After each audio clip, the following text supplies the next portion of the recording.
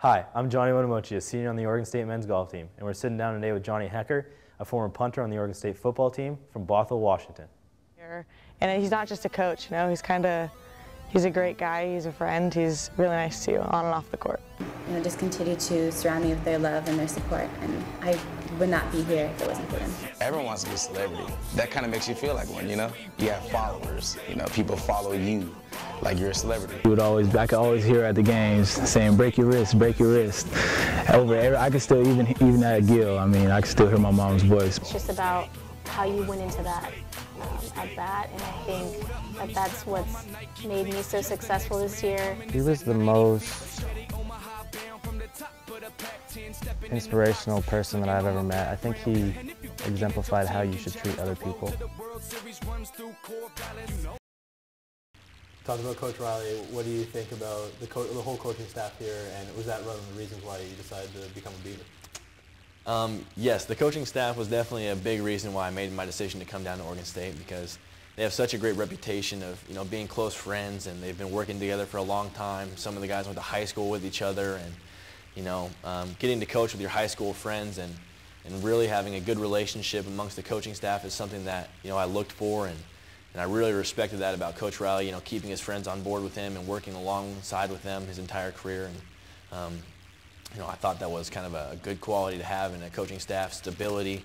You know, coaches aren't really just coming and going every year, coming and leaving for different reasons, but they want to stay with each other and coach together because they have a lot of fun doing what they do. Right, and we talked with Malcolm a couple weeks ago, and he said the same thing. You know, like the coaching staff is such a tight-knit group, and that atmosphere kind of goes to their players. Right.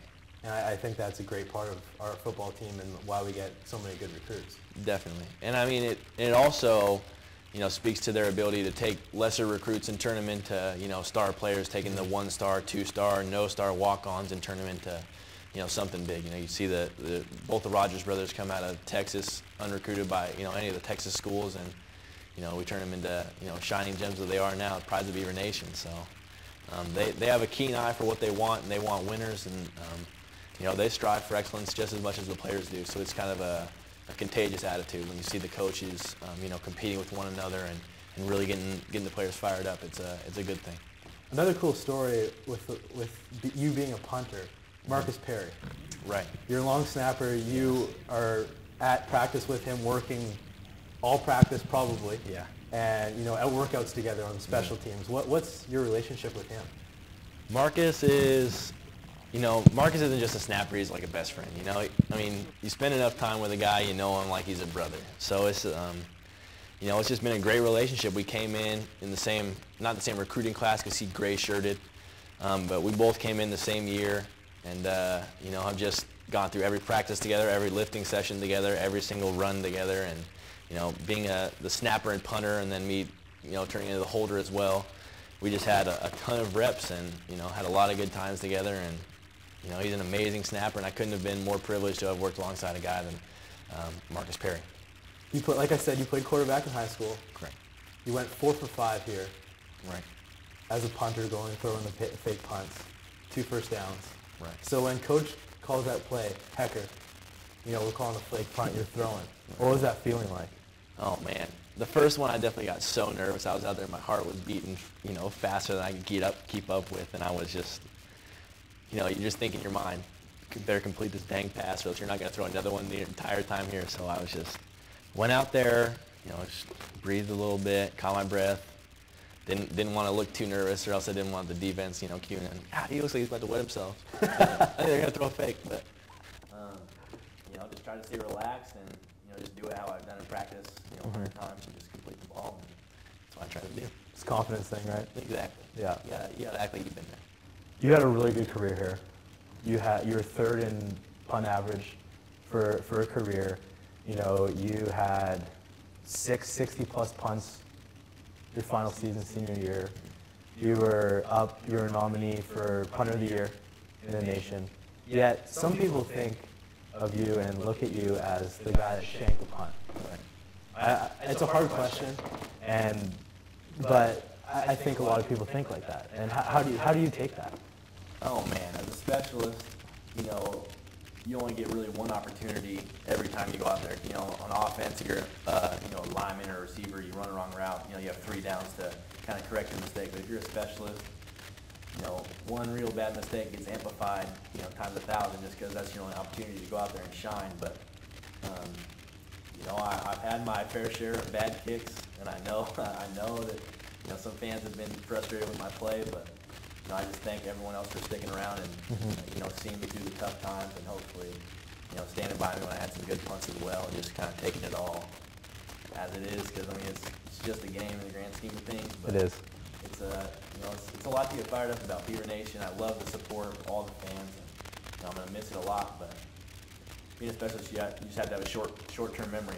You know, if you hit a good punt, you gotta wipe it out. You don't want to get too confident and just think you know what you're doing. You gotta just stay focused on your craft every single down and not get too up, not get too down. If you hit a shank at a negative 4-yarder, you gotta just kind of shake your long hair, go to the sideline, wait it out, I guess. But just the way it goes. You know, the nature of being a specialist. You miss a field goal to win the game. People think you lost the game, but they don't see the other, you know, 60-something plays you had to win the game. But, Exactly. that's just the nature of the position, and you know, you gotta love it. You gotta thrive on the adrenaline of it all. Playing at Oregon State, Reser Stadium, 45,000 people. Right. 4th down and 4 on your own 40. Yeah. Johnny Hekker, number 7, comes out of the field with long hair, headband, and all. Yep. And you come running out there. What's the feeling like when you step up there? You're behind your line. Yeah. Just getting ready to punt. What's it like? I mean, sometimes it depends on the situation of the game, but I try and just keep a level head about it. Just run out, do my little thing, pound the chest, point up the guy, kind of just give him a little praise right there, and then run out because I know that you know I wouldn't be punting if it weren't for him. And you know, I just stay out there, relax, get my little arm swing going, just focus on where I want to punt the ball, where the call is, and you know, just kind of just rely on the technique from there on out. Just don't really think about it too much, or else you're going to psych yourself out. You know, it's like draining a 50-foot putt. You just got to let the training take care of the business. Just easy, you know? That's all sports, I think. Easy, yeah. Just be nice and easy with it.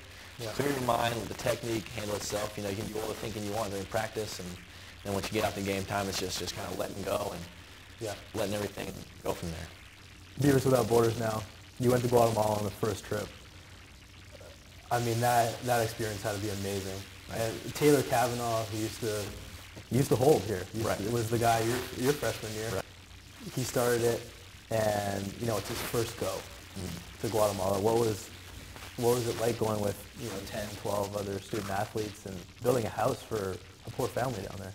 That was the high point of my life. Just the most, interesting, challenging, rewarding thing I've ever done in my entire life, without a doubt. I mean, of course, it's been a brief life so far, but just getting to step out of my comfort zone with like-minded people, other Oregon State student athletes, was just absolutely amazing. Getting to go to a impoverished country, get to go help a family down there, a large family. I come from a large family myself, and just seeing what kind of needs they had down there, which were completely different from what we had up here in the United States. Just how absolutely privileged we are to live in the country that we live in. Just kind of rocked my world at first, and I was a little thrown off, but just being able to, like I said, be with like-minded people who are, used to kind of being out of their comfort zone and working hard for a common goal, as in athletics. We were all just able to kind of rally around each other and draw really close, and I consider all the people that I went on that trip with, great friends to this day, and we shared a bond that you can't really make with a lot of other people. So it was just absolutely amazing, and working together for the common good is something that I just think is what everyone should try and strive for, just to help people out that are less fortunate than themselves, is a very admirable thing to do. And so I commend Taylor for putting together the whole Beavers Without Borders operation, and now getting it up and running, working on their third tour of duty right now, going to Ethiopia. And, I just can't wait to see how that thing takes off. Johnny, you had a great 4 years here, like I've said numerous times. You played in front of 45,000 fans each game. You had a chance to go to the Rose Bowl a couple times. You went to the Sun Bowl and won Special Teams MVP down there. What do you want to say to Beaver Nation and everyone that supported you? To Beaver Nation, I have just a simple message. Just thank you so much for all the support you've given me. Thank you for supporting my teammates, the football team, all the other, different sports we have here, women's sports included. You guys are great. Just keep coming out and supporting us, and you know, I guarantee nothing but improvement from here on out. Johnny Hekker, thank you for coming today. One of the funniest people I know, one of the best guys I know around campus, and he's going to do great things whatever he does. Great punter here, going to be great teacher, great coach, great punter in the NFL, CFL even. Hey. Whatever you'll take, right? Who knows? I'll take anything, as long as they're paying. So Johnny, thank you, and good luck in your future endeavors. Much appreciated. Put her there, sir. Beaver Nation. Love you guys.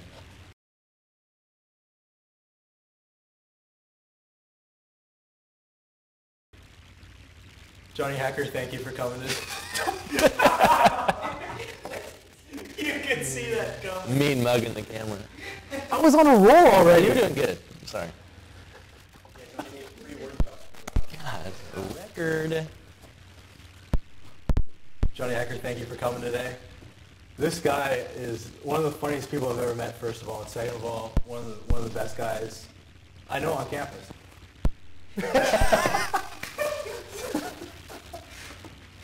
I'm sorry. I gotta stop. I'll stop. I like that. You love the hand. I thought You could do that. Just we need to make it a better handshake, and I don't have to freaking make You're just going to I just, Yeah, hey, I can probably shake that thing. Sorry. Hey, you're the one that's got to go. I have nothing to do. Lead off. I'm just going to be watching this. Lead off with the funniest guy in the world again. I like that. I didn't say the rule. I said I know. You should this time, though.